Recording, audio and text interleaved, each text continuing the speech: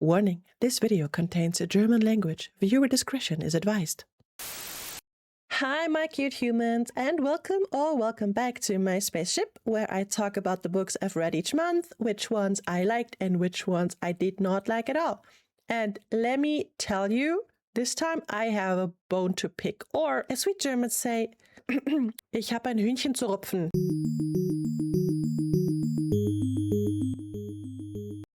So the first book I want to talk about is Homesick by Rhiannon Grist.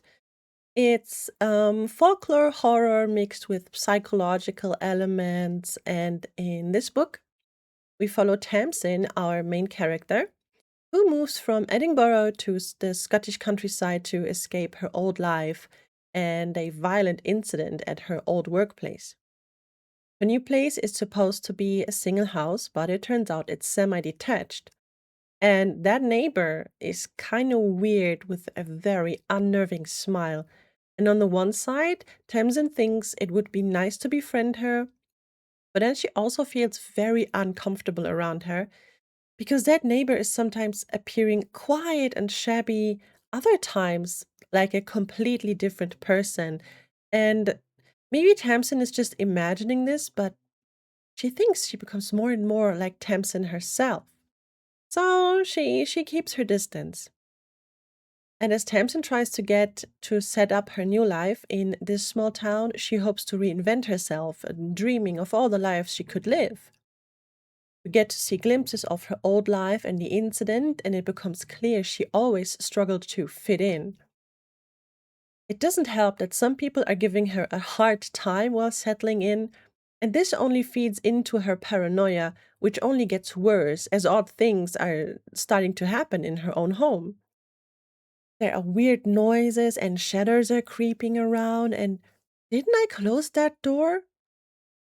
And this is only worsened by the fact that whenever she mentions her neighbor to the people in town, they seem genuinely confused and not knowing that there was actually living someone else too. And the town changes too. There's more and more flowers appearing everywhere, out of nowhere, and really nobody knows where they're coming from. There are strange stories and folklore connected to Tamsin's house and its surroundings.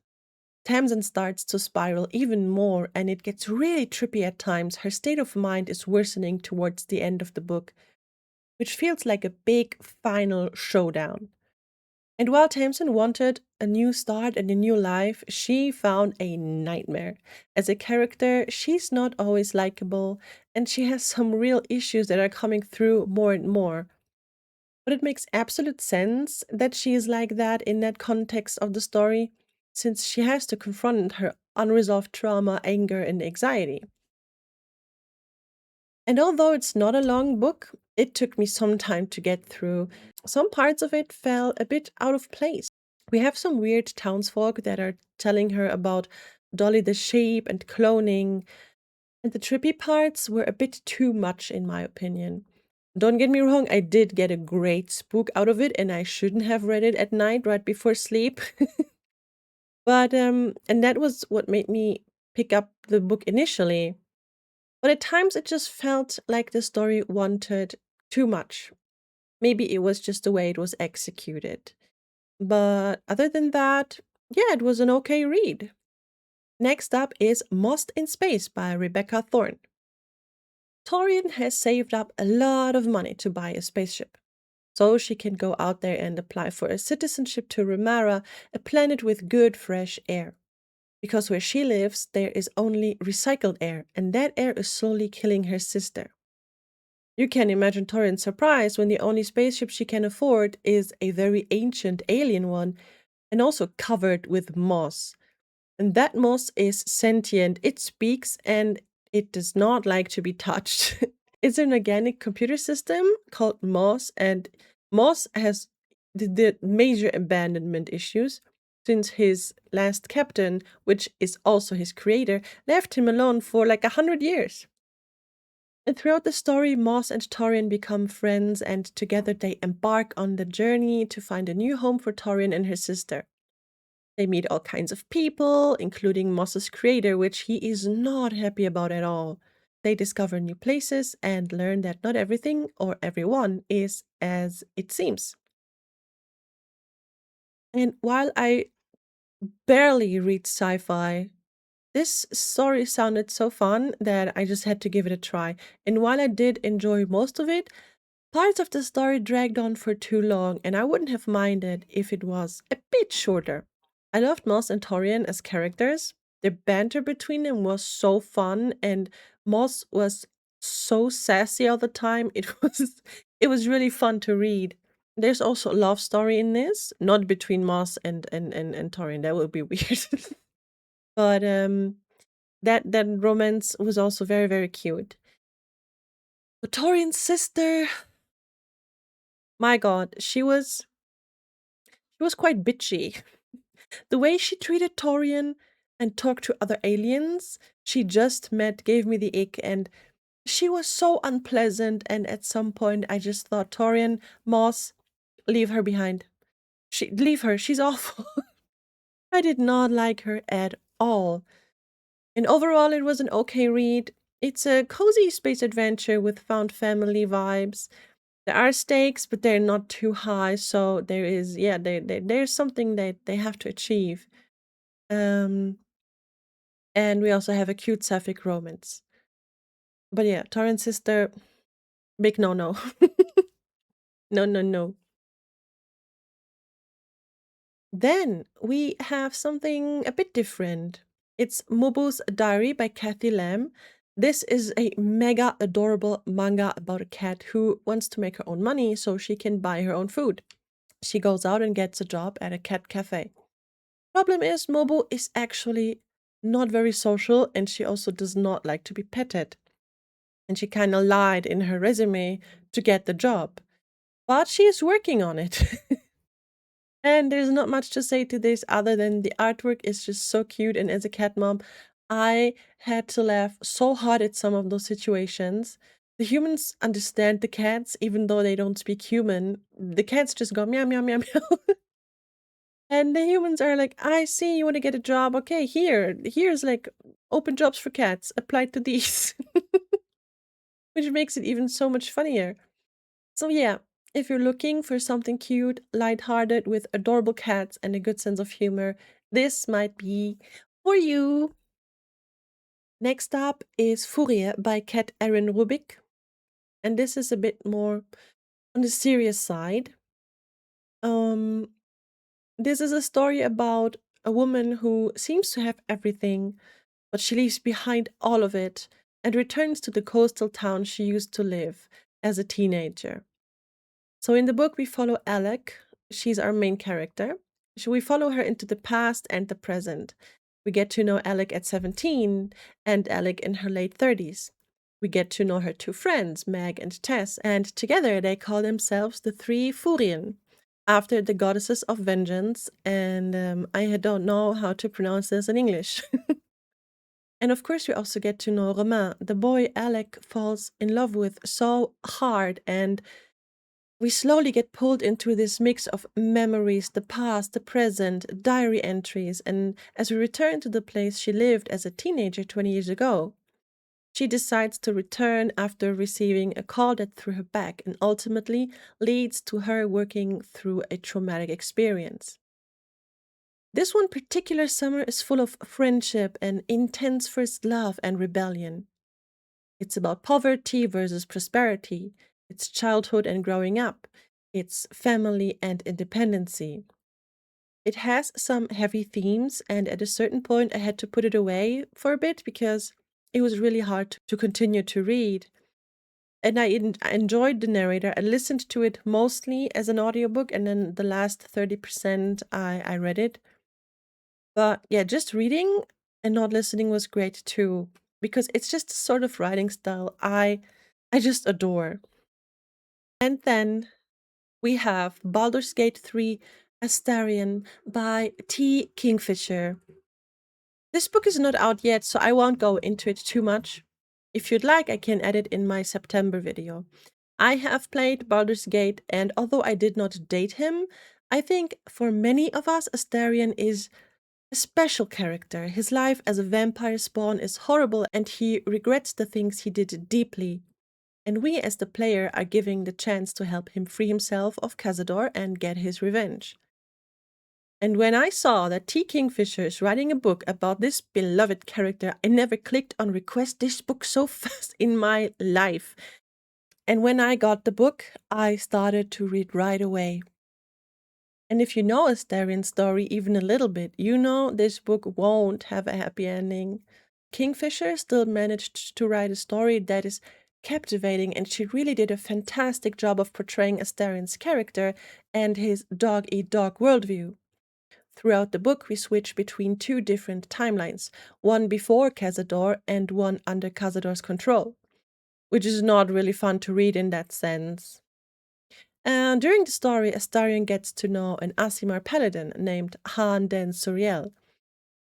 And both have abilities the other one needs, and Kingfisher does a great job with showing Astarion's conflicting thoughts and feelings.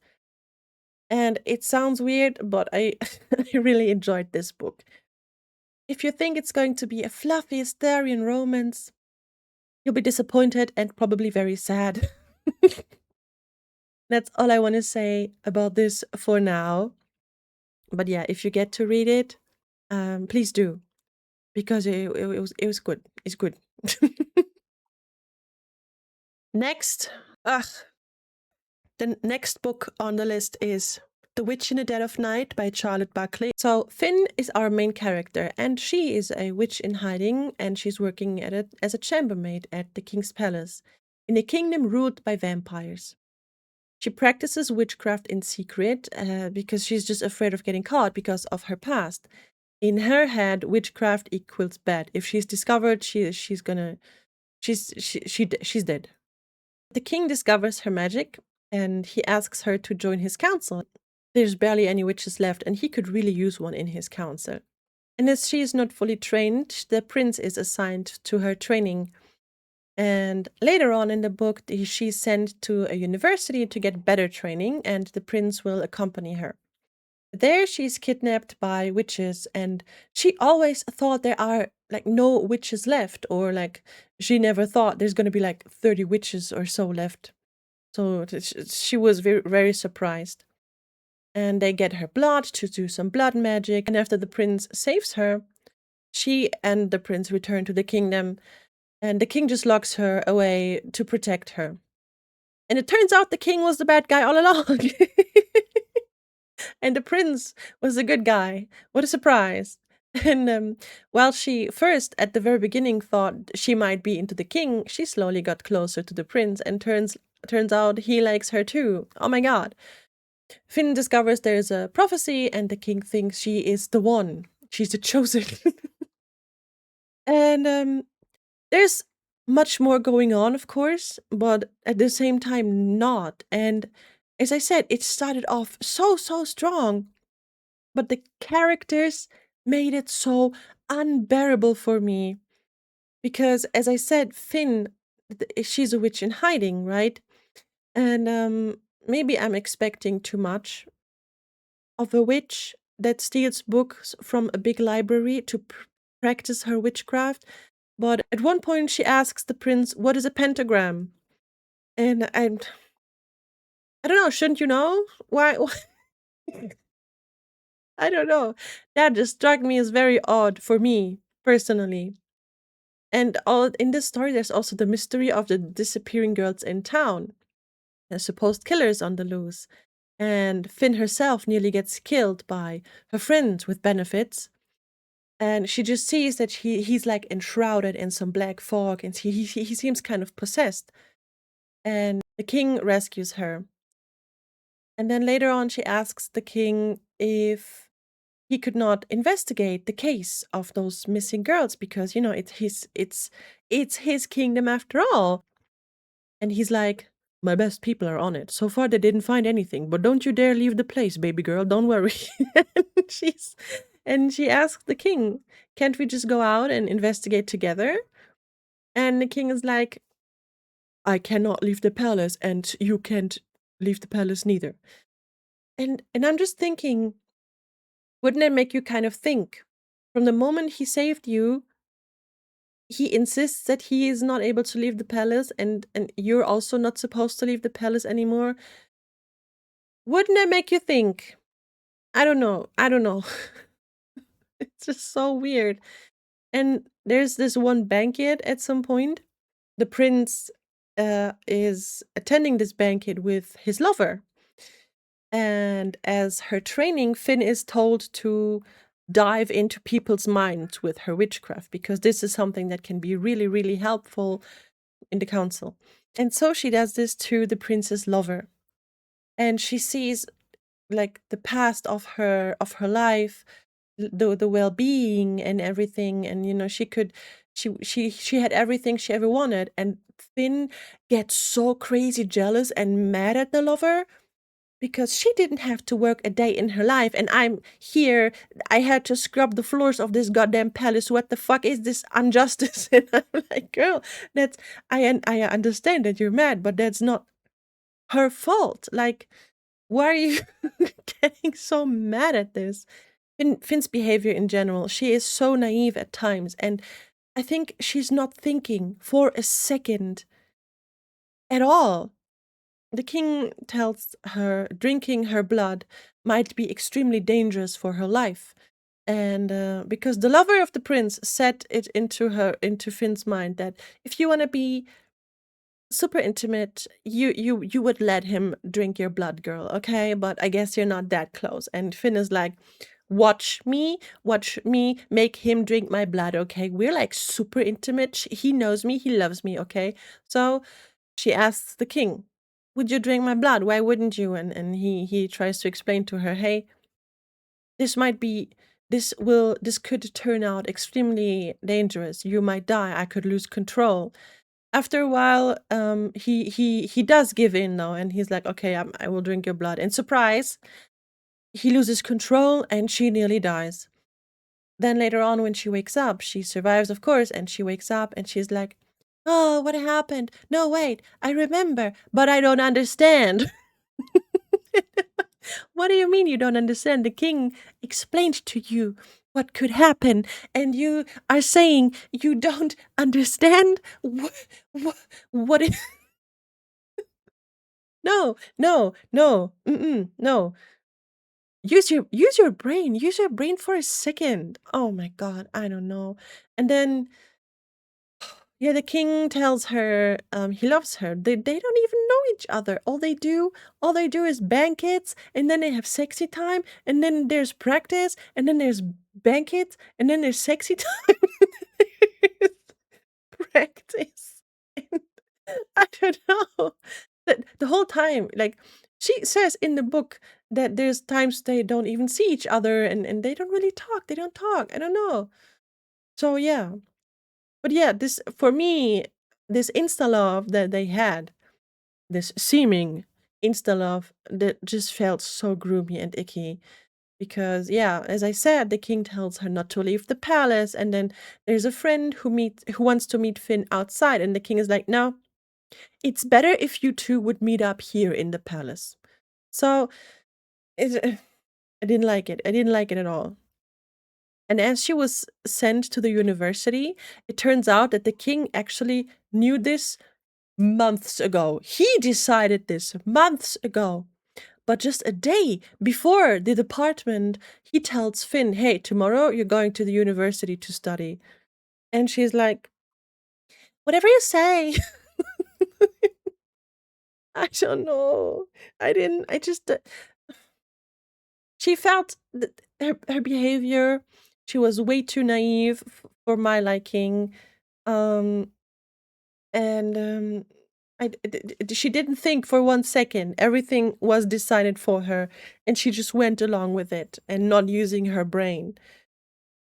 And that really, all of this really gave me the ick. Also, the mystery of the disappearing girls was not very, like, it was mentioned, and then for a very long time there was nothing was happening. and I was promised there would be secrets and intrigues and stuff like this. I was disappointed, and I was mad, and I was sad, but I committed to the book. I said I will finish it. Thank you very much, NetGalley, for giving me the opportunity. But this made me actually quit romantasy for now at least. As soon as I'm reading because as soon as I'm reading the next big romantasy book, I have been lied to way too many times to believe this anymore. I'm done with this. No. Mm-mm. I'm going back to normal fantasy. Man, this was a letdown. I was so sad and mad. Ugh, there's so much more. There was so much more that just made me so mad at her because she was behaving that in that stupid way. Man. But yeah, as I said, that's just about the book and not about, the author or anything. To be fair, it was also her first book. Maybe I don't know, maybe. And if you loved it, if you loved The Witch in the Dead of Night, that's good for you. I am so happy for you that you had a great time with it. It was not for me. And yes, I would not be lied to by people who are blurping this and telling me that this will be the next big romantasy book. They did this with Fourth Wing. They did it with a lot of other things, and every time I'm disappointed. Stop lying to me. Just stop lying. Let's move on to the next disappointment experienced in July, which is Paris, Hollywood by Cecile Murry. Cecile Murry? I am very sorry for butchering those names. I do not speak French. I don't have much to say to this other than it was on NetGalley, and I've listened to this mostly for work because we had this book on display, and I thought if it's cute, I can write a review and recommend it to people who are looking for a cute summer read for the beach, So yeah, it is a cute, sexy rom-com between a Hollywood star and a film critique, which is Marianne, our female main character. And she reminds me so much of Bridget Jones. She's very sympathetic and chaotic. And it was just so fun to, I really enjoyed listening to her, thinking and overthinking, rereading all the texts the love interest was sending her, and allowing herself to get lost in that very unlikely romance. And it just made her look like one of us, going what we're going through when in love, except that maybe the love interest is a Hollywood star. Probably I haven't experienced that, but yeah. Ben White, the male character, though, he was such a letdown. He's an asshole with a troubled past and also has a super big ego that gets hurt super fast. He has anger management issues and acts like he can do everything and get away with it. I don't know, maybe that's just part of the Hollywood star thing. I don't know. At some point in the story, they're in a fight. They're sitting in a car and he starts speeding like crazy. And he's not letting Marianne know where they're going. And Marianne is like, I guess I'll die. He's not telling her where they're going. And then a lot of things happen, stuff happens. They go separate ways and find other partners, yada yada. I thought, good for them. Maybe they're not right for each other.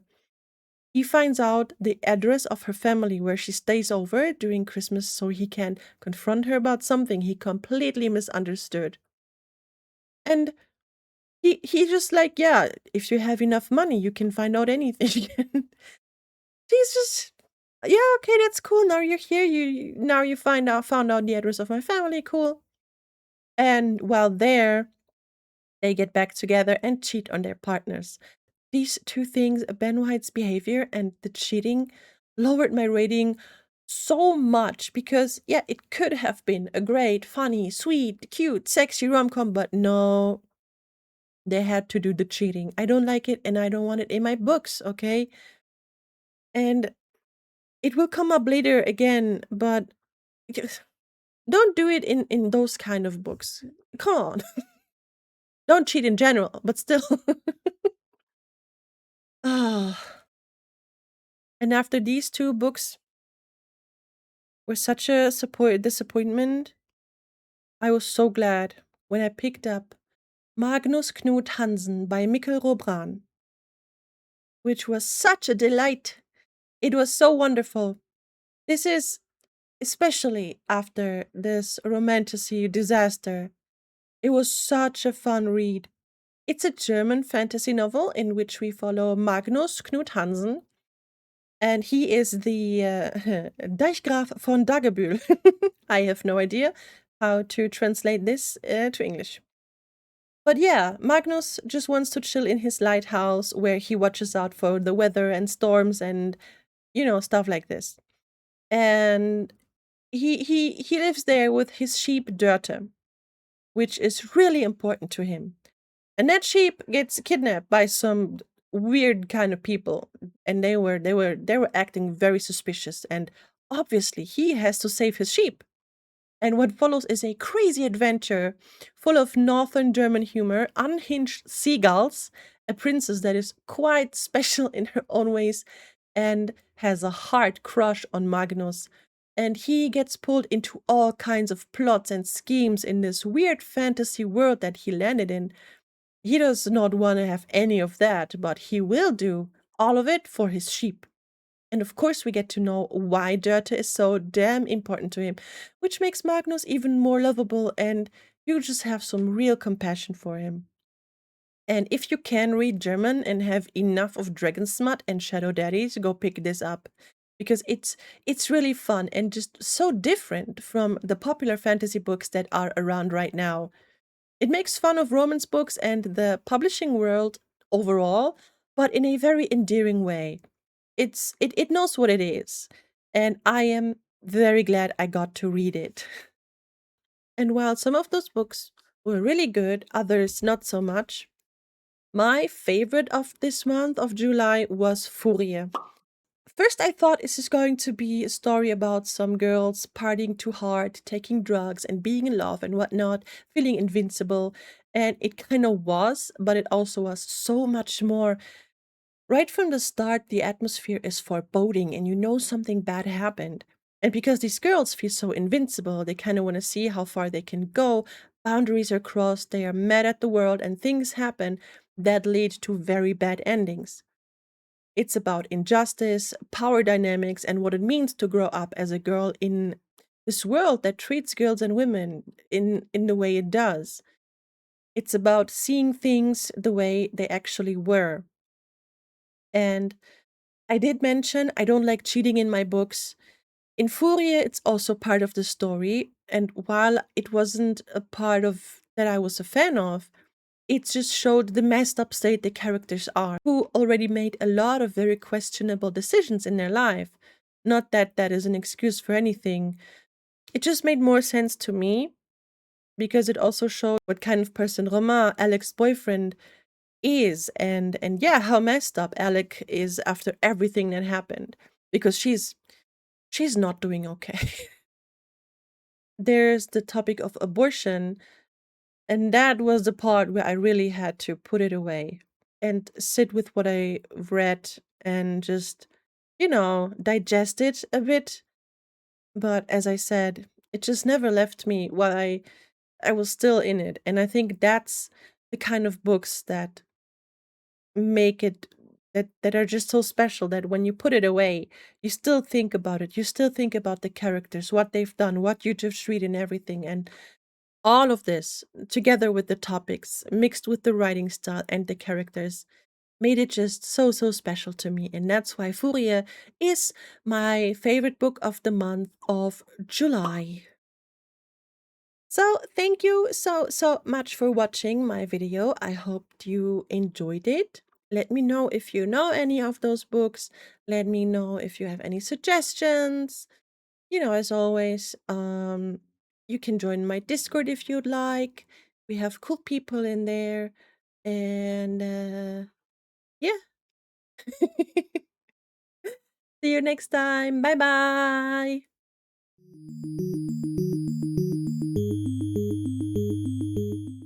as it's a blah blah blah blah blah blah.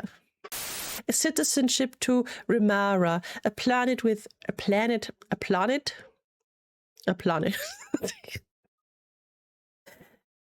And there are these are these blah, blah, blah, blah.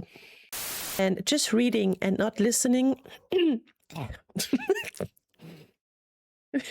Have some water.